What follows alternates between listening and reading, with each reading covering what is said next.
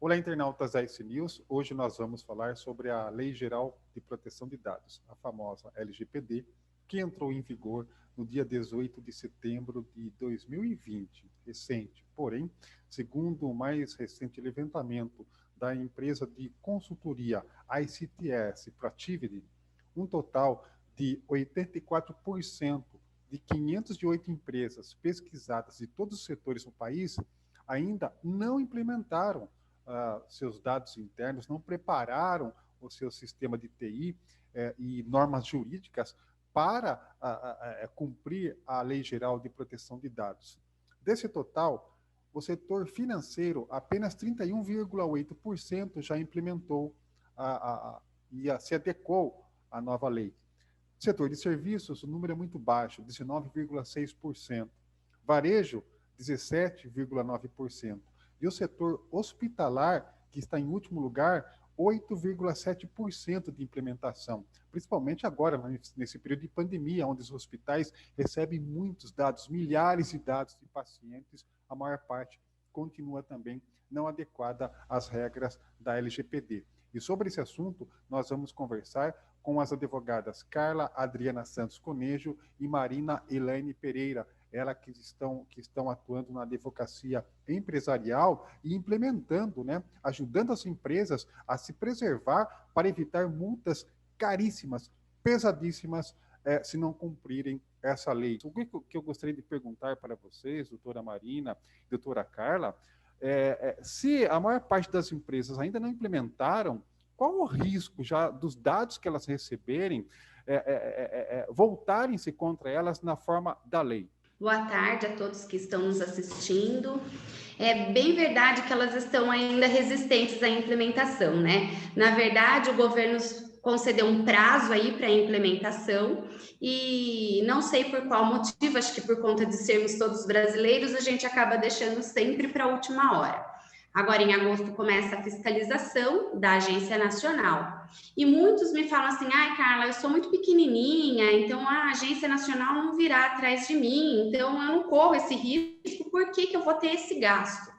Acontece que, além da multa da agência, que vai de 2% do faturamento anual da empresa, até 50 milhões, ainda que não exista esse risco da agência vir fiscalizar e multar essa empresa, a gente tem risco de processos. A gente já tem visto algumas decisões no sentido de condenações de empresa porque não estão adequadas. Por exemplo, construtora, que você ia lá, fazia contrato de compra e venda, ela fornecia os seus dados, compartilhava sem você saber, para gesseiro, arquiteto, de repente você estava lá na sua casa, tocava o telefone, um arquiteto lá, olha, você não está querendo fazer tal coisa, e isso e aquilo.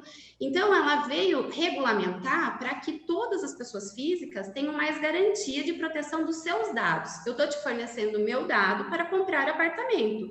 Isso não significa que você possa fornecer esse meu dado que eu estou te fornecendo para qualquer outra pessoa.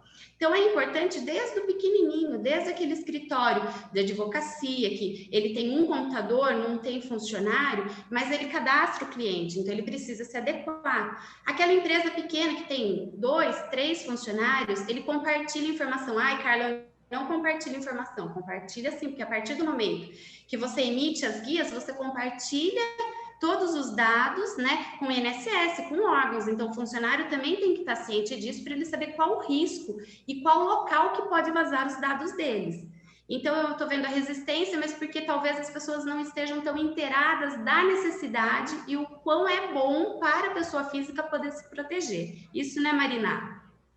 Exatamente. Boa tarde a todos os internautas. E como a doutora Carla falou, eu acredito, Reinaldo, que esse número, ainda tão expressivo da falta de adequação se deve justamente ao desconhecimento da lei. E como você colocou, até causa espanto, de certa forma, porque essa questão dos hospitais, somente 8% regularizados a nível nacional, eles serão os primeiros a serem vistoriados, A Agência Nacional já divulgou que, em agosto, as vistorias iniciarão primeiramente nos hospitais, clínicas médicas e também nas escolas. Por que esses ramos, de fiscalização inicialmente? Justamente porque eles comportam, né, eles armazenam dados sensíveis. E uma coisa que é muito usual, que perguntam para nós, tanto para mim como para a doutora Carla, é que, mas eu não compartilho com ninguém, não vai ocorrer o risco de vazamento. E aí é importante a gente deixar bem claro o quê? Que não é a questão somente do risco de vazamento. A partir do momento que uma pessoa compartilha uma informação pessoal dela com qualquer empresa, a empresa tem por obrigação legal agora, de acordo com essa nova lei, de recepcionar, tratar e armazenar esses dados de forma segura, ainda que não compartilhe com outras empresas. Então, essa falta de desconhecimento é que reflete nesses números, né, pela empresa que fez o levantamento, infelizmente, ainda no nosso país. E isso, né, o GDPR, como a gente chama, que é a Lei Geral de Proteção de Dados da Europa, lá já está implantado há muito tempo. Então, por ali a gente vê, né, a segurança que nós, pessoas físicas, né, ainda não dispomos, infelizmente, no nosso país. Agora, vocês acreditam que a pandemia, né, atrapalhou essa implementação em termos de custos, porque é preciso haver uma reformulação do sistema interno de dados da empresa, do cadastro de pacientes do hospital, de uma farmácia que atende milhares de clientes, né? Mas também não existe desculpa. A partir de agosto agora, a fiscalização vai ser firme mesmo, né? Aliás, qual é o valor da multa? A multa vai variar entre 2% do faturamento anual da empresa, podendo chegar até 50 milhões. Então, vai depender muito do faturamento daquela empresa. A pandemia prejudicou sim, porque muitas empresas acabaram entrando em crise financeira, muitas vezes ela não consegue nem pagar os impostos, por isso que vieram os planos governamentais para suspender o pagamento por hora, mas que teriam que pagar futuramente, ou seja, ela tem que contar com aquele dinheiro. Então, ela acabou atrapalhando porque é mais um investimento para a empresa nesse momento de crise financeira. Prática, a regulamentação dos processos terá que ser demonstrada documentalmente. Então, a parte jurídica é tão importante quanto a parte do TI. Não basta você ter somente o sistema. Todos os outros documentos, eles têm que ser relatados e demonstrado que são armazenados e tratados de forma, dentro de um procedimento, como se fosse a implantação de uma ISO. Então, na prática, a LGPD vem para isso também. Agora, como que se monta justamente um processo de defesa de uma empresa na hipótese de ela ser multada? Como que daí o profissional de direito vai fazer a defesa? Ele consegue abater o valor da multa? Ele consegue ganhar um prazo maior? E vocês têm uma previsão também de quanto que é necessário investir no sistema interno de informatização, de TI, né, de tecnologia da informação, para se adequar a essa lei?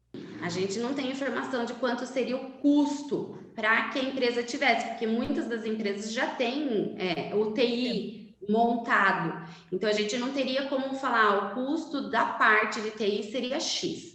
Derrubar ou diminuir a multa, tudo vai depender se ela estiver adequada. Por quê? Porque quando a gente entra para fazer a implementação da lei de proteção, a gente é obrigado a fazer um inventário. E daí a gente já vai ver risco, a gente já vai nominar, a gente vai fazer os contratos de conformidade com esse inventário que é feito. Então, quando ela tem esse inventário, ela começa a ter um laudo. Então, quando a gente vai fazer alguma defesa ou administrativa junto à agência, ou mesmo processual de que a gente estava de conformidade com a legislação, a gente vai juntar esse laudo. Então, esse laudo vai nos garantir uma defesa. Agora, se a empresa não está adequada, não tem esse laudo, não tem o inventário, dificilmente a gente vai conseguir defendê-la e diminuir uma multa, mesmo tanto na questão da agência nacional, quanto na questão processual, porque as pessoas estão muito desligadas, assim, se é que podemos dizer nesse sentido, porque estão achando que a agência não vai chegar nelas, entendeu? Só que elas se esquecem que elas vão ter problema com o judiciário, que esse tá aí, né? A gente tá com as portas abertas, né? Qualquer um pode ir lá tentar se defender de forma uma ou outra. Então, é assim, não é só o risco da agência, as pessoas estão bem focadas nisso, Carla, mas a agência não vai me fiscalizar. Ainda que a gente não considere essa fiscalização, a gente vai ter o Poder Judiciário aí para resolver os problemas que virão. Então, se a gente tiver com uma lei implementada e toda adequada, a gente tiver um inventário, a gente tiver meios de defesa, com certeza, a mesma coisa, documento. Se você não tiver documentado, como é que você vai se defender num processo? Isso vai ser o documento para a sua defesa no processo. Entendeu? Então, na verdade, tem como o jurídico diminuir uma multa? Tem como o jurídico se defender? Tem, desde que haja documentação específica e necessária para isso. Complementando o que a doutora Carla disse, Reinaldo, a intenção do legislador, quando fez essa lei, é o quê? Verificar a boa-fé do empresário, a boa-fé daquele que possui e guarda o dado, recepciona o dado. Porque, é como ela falou, se você não tiver nenhum indício de que você teve o cuidado, ou de que você pelo menos teve o conhecimento de que a lei existia e que você tinha que ter tido toda uma cautela necessária quando você recebeu esses dados e não usou de forma indevida ou de forma diferente pela qual você foi autorizado a usar, isso tudo serve sim para embasamento. E lembrando que essas multas que a gente mencionou, que vão ser agora iniciada em agosto, é referente à parte administrativa, mas já existem decisões judiciais de condenações em danos morais por vazamento de dados, e não é somente de grandes empresas, não, né? São empresas de pequeno e médio porte, e essas condenações já são existentes, formando inclusive jurisprudência, e que na verdade, são duas vias. Você vai ter a fiscalização pela Agência Nacional, que é a parte administrativa, como um órgão regulador, assim como você pode ser multado pela ANEEL, pela a Agência Ambiental, e concomitante a parte jurídica, como a doutora Carla falou, processual, que você pode eventualmente ser condenado num processo, se aquela pessoa se sentir lesada e provar que foi lesada por um vazamento seu de alguma forma. Aliás, repercutiu nesta semana, né, o vazamento de 8,4 bilhões de senhas no mundo, né, anunciados pela empresa de cibersegurança Cybernews. Ou seja, normalmente você faz uma compra online, pede uma senha para você. Agora, até as empresas de TI estão orientando os brasileiros para até reformularem suas senhas, criarem outras senhas, porque ninguém sabe se aqui no Brasil você também não tem sido alvo desse vazamento. Vocês podem explicar um pouquinho, na prática, por exemplo, né? A pessoa chega numa farmácia, aquela farmácia não implementou um sistema seguro de controle de dados do cliente, o que vai acontecer com ela e qual é o direito do consumidor nessa hora? Então, na verdade, com relação aos dados que a gente entrega para a farmácia, se ela tiver sem implementação alguma, a gente vai depender do que aquele consumidor sofreu. Se ele sofreu um dano moral, porque existe até um caso de uma farmácia que ela fornecia os dados para empresas de saúde, de contrato de saúde. Daí olha o que aconteceu, o contrato de saúde de posse daquelas informações. Então, por exemplo, eu, Carla, passo aí na farmácia e comprar direto remédio para o coração. Mas quando eu firmei o plano de saúde, eu não disse que eu tinha problema de coração. E a farmácia de posse desses remédios que eu venho adquirindo, ela passa para o meu plano de saúde. E meu plano de saúde pode dizer que ele recusa me ter, ou que ele recusa de fazer uma cirurgia, ou que ele recusa, porque eu usei documento falso na hora em que eu omiti que eu tinha problema no coração. Então, veja só a extensão. Às vezes a gente acha que é uma coisa assim, não, é para proteger dado, não serve para nada, mas veja quão importante hoje em dia são os seus dados, porque de repente você acaba sendo punido, e às vezes eu não estava nem comprando medicamento do coração para mim, tá? Estava comprando medicamento do coração para o meu pai, por exemplo, mas o cadastro que estava era de quem? Era o meu cadastro. Até porque a farmácia pede seu CPF, né? Quer dizer, não tem como. Sim, CPF, celular, agora e-mail, porque muitas notas vêm por e-mail. Então, é esse que a gente acaba vendo que a gente está tendo, assim, a gente está fornecendo muitos dados, as pessoas estão com muita posse de dados, o próprio WhatsApp, quando você cria um grupo no WhatsApp, se você for ali mal intencionada, você pega ali, você descobre um monte de pessoas. Então, vamos considerar que eu trabalho na prefeitura. E daí vem o telefone, o contato do prefeito. Eu ali mal intencionada passo o telefone do prefeito para alguma outra pessoa que pode fazer alguma coisa com esses dados que estão. Então, até o WhatsApp, ele tentou aí entrar com os termos de consentimento, mas ele não conseguiu lá se regularizar. Então, eu não sei o que vai acontecer muito com o WhatsApp, mas o WhatsApp já é uma ferramenta que ela já é perigosa hoje em dia, por conta de você conseguir ver a pessoa e o telefone da pessoa. Então, você já tem 2 dados que você já identifica quem é. Então, se a gente parar para analisar, hoje os nossos dados estão muito aí sem proteção. Então, a lei veio para garantir essa proteção. Tanto é que a gente tem aconselhado as empresas a sair do WhatsApp e ingressar para um outro programa, justamente na tentativa de você proteger e garantir que os dados não estejam ali aparecendo. Essa responsabilização, Reinaldo, por exemplo, como a Carla mencionou com relação ao grupo do WhatsApp, por exemplo, você está num grupo do WhatsApp, sei lá, do seu condomínio, né? Então, necessariamente, você não tem que conhecer todos os vizinhos, mas você mora ali e você precisa ter, né? O condomínio não está agindo de forma ilegal por pedir o seu WhatsApp para aquilo. Por exemplo, mas ele tem que ter a cautela, né? E é como a Carla falou, é uma loteria. Como que você vai saber que uma pessoa, um morador dali, vai ter usar o seu telefone de forma indevida ou dar o nome indevidamente por algum motivo?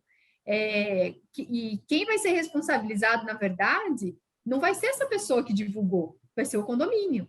Então, daí a cautela, e são coisas do nosso dia a dia. O exemplo da farmácia, você vai na farmácia e você dá o seu CPF, eu já fiz isso, qualquer um de nós já fizemos, para a gente ter desconto, porque cai, assim, consideravelmente o valor do remédio quando você tem desconto. E muitas vezes até eles pedem a carteirinha do convênio, que é um desconto maior ainda, e a gente, né, busca esses descontos.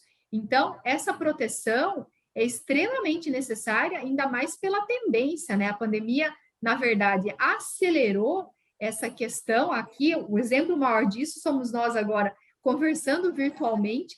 Quantas reuniões virtuais, audiências virtuais nós como advogadas estamos fazendo constantemente por conta da pandemia, e a tecnologia, né, ela tem que andar, né, de mão dada, né, digamos assim, com a parte legal, e as empresas precisam se adequar, queiram ou não, né, porque as sanções, com certeza, serão muito maior, e o que elas têm que verificar é que não é um gasto, na verdade, é um investimento, que vai poupar elas de aborrecimentos futuros muito maiores. Olha, aliás, e não é, às vezes a pessoa pode achar que são só apenas as grandes empresas. Não, é uma pequena empresa de médio porte, todas têm que estar adequadas à LGPD, né?